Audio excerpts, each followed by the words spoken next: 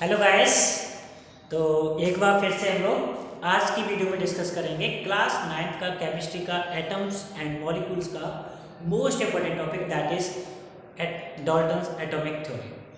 मतलब डॉल्टन ने क्या किया, एटम के बारे में अपने कुछ स्टेटमेंट दिए और उनकी थ्योरी के बेसिस पर हमने क्या किया, एटम को जो एटम का स्ट्रक्चर है उसको पढ़ना स्टार्ट कर दिया। तो उन्होंने कुछ आपके पास में जो थ्योरी दी थी उसके कुछ कॉन्सेप्ट थे, वो देखिए पहला उन्होंने स्टेटमेंट दिया था, all the elements are made up of the very small particles called atom. मतलब मेरे पास में अगर चौक है तो ये भी छोटे छोटे पार्टिकल से मिलकर बना हुआ है। अब इन छोटे पार्टिकल्स को उन्होंने नेम दिया क्या, एटम। क्या नेम दिया बेटा, एटम। इट मीन्स कि छोटा सा पार्टिकल, मतलब मैं बात करूं, अगर मैंने डॉट स्ट्रक्चर भी लगाया है आपके पास में, तो ये जो डॉट स्ट्रक्चर है, इस डॉट स्ट्रक्चर के भी छोटे छोटे पार्टिकल्स होंगे और उन छोटे छोटे पार्टिकल्स का जो नेम है वो नेम क्या है आपके पास में, एटम। ठीक है, तो ये तो हम लोग भी जानते हैं कि सबसे छोटी जो यूनिट है हमारे पास में, बेसिक यूनिट है, वो क्या है आपके पास में, एटम है। उसके बाद में जो सेकंड उन्होंने स्टेटमेंट दिया, atoms can not divide any further. मतलब एटम को दोबारा से हम लोग क्या नहीं कर सकते, डिवाइड नहीं कर सकते। ये स्टेटमेंट थोड़ा सा इनका पसंद नहीं किया गया, क्योंकि हमें पता है कि हम एटम के बाद में भी स्टडी करते हैं, क्योंकि एटम के अंदर क्या होता है, इलेक्ट्रॉन होता है, प्रोटॉन होता है, न्यूट्रॉन होता है। बट इन्होंने अपनी थ्योरी दे दी, इस टाइम पे इतना ज़्यादा टेक्नोलॉजी नहीं था, आई थिंक सो, इस वजह से उन्होंने क्या कर दिया, थ्योरी दे दिया कि एटम को दोबारा से हम लोग डिवाइड नहीं कर सकते। थर्ड उन्होंने स्टेटमेंट दिया बेटा, atoms can neither be created nor destroyed. बिल्कुल सही है, एटम्स को ना तो खत्म किया जा सकता है, ना ही उनको पैदा किया जा सकता है। ये लॉ ऑफ कंजर्वेशन ऑफ मास को भी फॉलो करता है और law of conservation of energy भी यही कहता है कि ना तो एनर्जी को क्या किया जा सकता है, बनाया जा सकता है, ना ही एनर्जी को खत्म किया जा सकता है। बस उसकी एक फॉर्म से दूसरी स्टेट में या फिर फॉर्म में उसको कन्वर्ट किया जा सकता है। इसी तरीके से एटम को क्या किया जा सकता है, ना तो बनाया जा सकता है, ना ही उसको खत्म किया जा सकता है। एग्जाम्पल के लिए चौक है, अभी सॉलिड स्टेट में, इसके पार्टिकल्स क्या है, काफ़ी ज़्यादा क्लोजली पैक्ड है। मतलब इसके एटम्स, पार्टिकल्स की बात करें तो किसकी बात करें, इसके एटम्स की। इसको मैं पानी में डिजोल्व कर दिया। सपोज इसमें क्या है, मेरे पास में पानी है, मैंने क्या कर दिया, इसको इसमें डिजोल्व किया और डिजोल्व करने के बाद में मैंने क्या किया, इसको सेक किया। सेक करने के बाद में बेटा क्या हुआ कि सेक करने के बाद में मुझे फील हुआ कि ये क्या हुआ कि सॉल्यूशन बन गया आपके पास में। मतलब पार्टिकल जो थे, मतलब इसके जो एटम्स थे वो दूर दूर क्या हो गए, इसके भागना स्टार्ट हो गए। तो जब इनके पार्टिकल्स मतलब एटम्स के बीच की डिस्टेंस क्या हो गई, बढ़ गई, तो एटम तो गायब नहीं हुआ ना। अभी एटम मान लो क्या हुआ था, 1 सेंटीमीटर क्यूबिक 1 सेंटीमीटर के बीच की डिस्टेंस थी सॉलिड स्टेट में सपोज, और पहले तो होती तो पॉइंट में बहुत कम होती है डिस्टेंस, अब क्या हुआ, बढ़ गई, मान लो 1 मीटर हो गया। तो उनके बीच का डिस्टेंस बढ़ा, ना कि एटम गायब हुआ। एटम जैसा था वो वैसा ही रहा। या फिर हम लोग सिंपल सा सब्लिमेशन प्रोसेस को लेते हैं, कैम्फर जो होता है आपके पास में सॉलिड स्टेट में होता है, डायरेक्ट सब्लिमाइज होकर क्या होता है, वो गैस की फॉर्म में चेंज हो जाता है।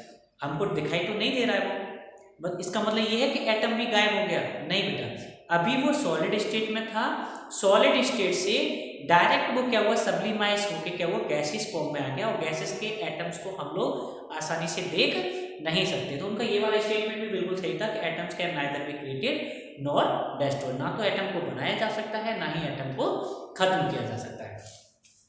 नेक्स्ट अगर उनकी स्टेटमेंट की बात करें तो उन्होंने बोला कि atoms are various kind. Atoms क्या होते हैं, कई तरीके के होते हैं, वेरियस काइंड होते हैं, मतलब अलग अलग तरीके के एटम होते हैं। जैसे अगर मैं इस स्पेक्टिकल्स के एटम्स की बात करूं तो प्लास्टिक वाले होंगे आपके पास में, या फिर इसके में लेंस हैं उसके लेंस वाले होंगे आपके पास में। इसमें देखा गया तो इसके अंदर जो एटम है वो किसका बना हुआ, कैल्शियम का बना हुआ, कैल्शियम कार्बन, कैल्शियम का बना हुआ, इसमें कैल्शियम के एटम्स होंगे। इसमें क्या हुआ, प्लास्टिक के एटम्स हैं आपके पास में। या फिर मैं जो फाइबर पहना हुआ, मतलब कपड़े पहना हुआ हूँ, ये फाइबर्स का बना हुआ, तो इसमें एटम्स किसके होंगे, कार्बन के और फाइबर्स के होंगे। तो हर एक एलिमेंट के लिए उन्होंने बताया कि एटम डिफरेंट होता है। ठीक है, इसके बाद उन्होंने बताया कि all the atoms of a element are identical in mass, size and chemical properties. एक पर्टिकुलर एलिमेंट के लिए, जैसे सोडियम, सोडियम का देखा गया एक एटम है सोडियम एनए, इसके अंदर मौजूद जितने भी एटम्स होंगे उन सब एटम का size, shape as well as उनकी जो केमिकल प्रॉपर्टीज होंगी बेटा वो क्या होने वाली है, आइडेंटिकल, मतलब सेम होंगे। ये बोला किसने, डाल्टन ने। बट उन्होंने एक और उसी के जैसा स्टेटमेंट दिया, the number of atoms and kinds of atoms in given compounds is fixed. मतलब किसी भी कंपाउंड में, जैसे कैल्शियम कार्बोनेट है, कैल्शियम कार्बोनेट में कैल्शियम के जो एटम्स हैं और जो कार्बन और ऑक्सीजन के जो एटम्स हैं वो फिक्स्ड होंगे। जैसे कैल्शियम का एक है CaCO3 में, कार्बन का एक है, ऑक्सीजन के कितने हैं आपके पास में, 3 हैं, ठीक है। तो उन्होंने बोला कि किसी भी फिक्स्ड कंपाउंड में अगर नंबर ऑफ एलिमेंट आप एटम कैलकुलेट करना चाहते हैं, जैसे CaCO3, इसमें देखा गया कैल्शियम का एक एटम है, कार्बन का भी एक एटम है, ऑक्सीजन के कितने एटम है, 3 है। तो इस कैल्शियम कार्बोनेट, मतलब जितना भी कैल्शियम कार्बोनेट होगा उन सब में एटम क्या होंगे, उसके फिक्स्ड होंगे। ये बोल दिया हमने। इसके अलावा उन्होंने बोला कि एक एलिमेंट या फिर दूसरा एलिमेंट, मान लो मेरे पास में एक एलिमेंट, दूसरा एलिमेंट का मतलब क्या हुआ कि ये मेरे पास पेन और इस चौक के एलिमेंट, दोनों का साइज, दोनों का शेप, दोनों का मास एज वेल एज दोनों की केमिकल प्रॉपर्टीज क्या होंगी, डिफरेंट होंगी। बिल्कुल सही बात है भाई। देखो जैसे मेरे पास में ये क्या है, प्लास्टिक है, प्लास्टिक के क्या होगा, इसके एटम्स की प्रॉपर्टी कुछ और होगी, ये इलेक्ट्रिसिटी को कंडक्ट नहीं करता है, या फिर इसको बोल सकते हैं ये अनडिजॉल्व, मतलब डिजॉल्व नहीं होता है किसमें, वाटर में। बट इसको मैं क्या करता हूँ, वाटर में डालता हूँ, पानी में डालने पे क्या होगा बेटा, ये आसानी से डिजॉल्व हो सकता है, बट ये पानी में डिजॉल्व नहीं होगा। तो अगर दो डिफरेंट एलिमेंट की बात किया जाए तो डिफरेंट एलिमेंट के एटम्स भी क्या होने वाले हैं, डिफरेंट होंगे। अब बात करते हैं कि ये थ्योरी जो दी गई थी किस पे बेस्ड थी। तो अगर इस थ्योरी की बात किया जाए तो this theory was based on the laws of chemical combination. Laws of chemical combination का मतलब क्या हुआ कि एक एलिमेंट दूसरे एलिमेंट से तभी कंबाइन करेगा जब वो क्या करेगा, आपके पास में स्टेबल कॉन्फ़िगरेशन अटेन करेगा। स्टेबल कॉन्फ़िगरेशन का मतलब क्या हुआ कि ऐसी कंडीशन जिस टाइम पर उनकी एनर्जी क्या होती है, मिनिमम क्या होनी चाहिए, मिनिमम एनर्जी होनी चाहिए। क्योंकि अगर किसी के पास में एनर्जी है तो भैया वो तो क्रिकेट खेलना या फिर कुछ भी करेगा, वो खेलता रहेगा आपके पास में, या फिर भागता रहेगा इधर से उधर। अब किसी के पास में एनर्जी ही नहीं बची है बेटा, तो वो क्या करेगा, थक के बैठ जाएगा। जब वो थक के बैठ गया, इट मीन्स क्या हुआ कि उसके पास में बहुत कम एनर्जी है। तो कोई भी एलिमेंट तभी कंबाइन होना चाहता है, वो जब कंबाइन होगा, कब होगा बेटा, जब उसके पास में अटेन करने की क्षमता होगी क्या, स्टेबल कॉन्फ़िगरेशन को। अगर वो स्टेबल कॉन्फ़िगरेशन अटेन कर लेता है, दैट मीन्स उसकी एनर्जी सबसे कम है। अब एनर्जी सबसे कम हो गई तो क्या हुआ, वो फॉलो करेगा लॉ ऑफ इसको, केमिकल कॉम्बिनेशन को। अगर और बात की जाए इस थ्योरी के बारे में तो इसकी थ्योरी से दो चीजें आपको पता है एक्सप्लेन होती हैं। पहला लॉ कौन सा है आपके पास में, law of conservation of mass. Law of conservation of मास क्या, अगर लॉ ऑफ केमिकल कॉम्बिनेशन को फॉलो कर रहा है तो लॉ ऑफ केमिकल कॉम्बिनेशन के 3 लॉ थे। पहला तो law of conservation of mass, दूसरा law of constant proportion and तीसरा था लॉ ऑफ मल्टीपल प्रोपोर्शन, जिसपे हम तीनों ही वीडियो क्या कर चुके हैं, बना चुके हैं आपके पास में। अगर किसी को नहीं आता है कि लॉ ऑफ कंजर्वेशन क्या होता है, लॉ ऑफ कांस्टेंट प्रोपोर्शन क्या होता है आपके पास में, या लॉ ऑफ मल्टीपल प्रोपोर्शन क्या होता है, तो पहले आप उन दोनों तीनों वीडियो को वॉच कीजिए, तब जाके आपको ये वाला टर्म समझ में आएगा कि ये किसको फॉलो करता है, लॉ ऑफ केमिकल कॉम्बिनेशन। ठीक है, अब उन्होंने दे दिया भाई, थ्योरी दे दी, कुछ टाइम के लिए एक्सेप्ट भी कर ली गई, और कुछ और नए नए साइंटिस्ट निकल के आए। अब उन साइंटिस्ट ने क्या किया, उन्होंने इनकी थ्योरी को थोड़ा सा गलत करना प्रूव किया।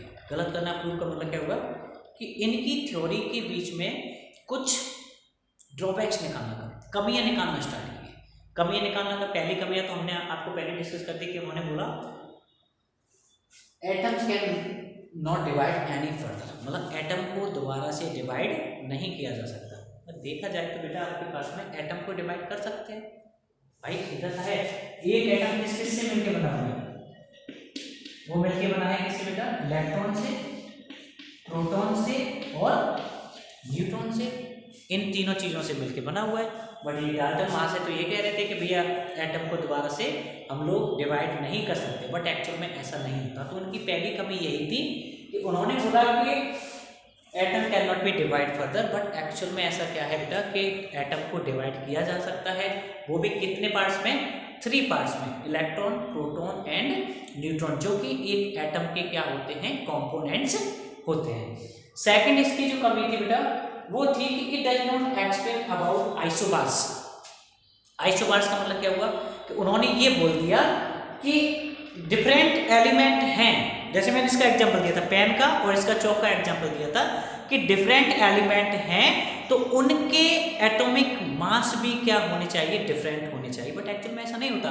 आइसोबार के केस में क्या होता था, आइसोबार की हम लोग वीडियो बना चुके हैं। आइसोबार के केस में क्या होता था कि आइसोबार्स वो आपके पास में डिफरेंट एलिमेंट्स हैं जिनका एटॉमिक मास क्या होता है या फिर मास नंबर सेम रहता है। जैसे मैंने किसका बताया था, आर्गन का और कैल्शियम का, दोनों का 40-40 होता है तो दोनों डिफरेंट एलिमेंट, तो दोनों के एटम भी क्या होने चाहिए, डिफरेंट होने चाहिए। बट उन्होंने कहा कि नहीं, ऐसा नहीं हो सकता, कि वो कहते हैं कि उन्होंने बोला, डाल्टन ने बोला कि डिफरेंट होगा, मतलब आर्गन का मास भी डिफरेंट होगा और कैल्शियम का मास भी डिफरेंट होगा। बट बाद में जब स्टडी किया गया तो दोनों का मास तो सेम निकला, आर्गन का भी 40 होता है और आपके पास में कैल्शियम का भी कितना होता है, 40 होता है। ठीक है, तो एक यहाँ पे गलती पाई गई उनकी, उन्होंने बोला कि डिफरेंट एलिमेंट्स के डिफरेंट एटम्स का मास, केमिकल प्रॉपर्टीज और उनका साइज कैसा होगा, डिफरेंट होगा। बट एक्चुअल में ऐसा नहीं होता है, क्योंकि वो किसके बारे में एक्सप्लेन नहीं किए थे, आइसोबार्स के केस में।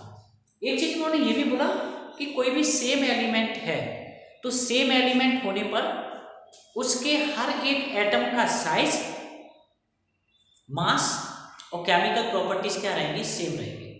बट एक्चुअल में ऐसा नहीं होता।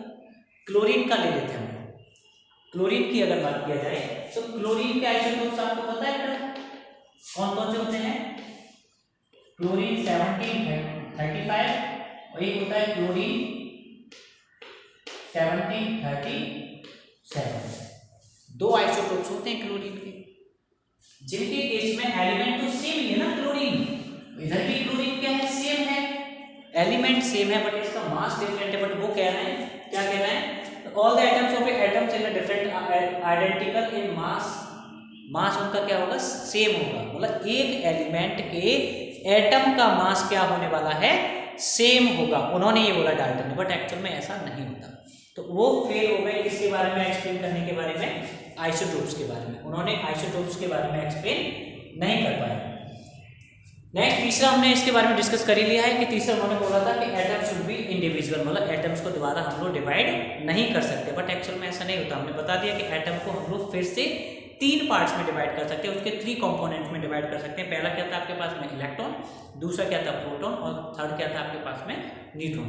तो ये आपका डाल्टन की थ्योरी के बारे में है कि डाल्टन ने क्या थ्योरी दिया एटम के रिगार्डिंग, और साथ में उस थ्योरी के क्या क्या ड्रॉबैक्स थे, क्या क्या कमियां थी।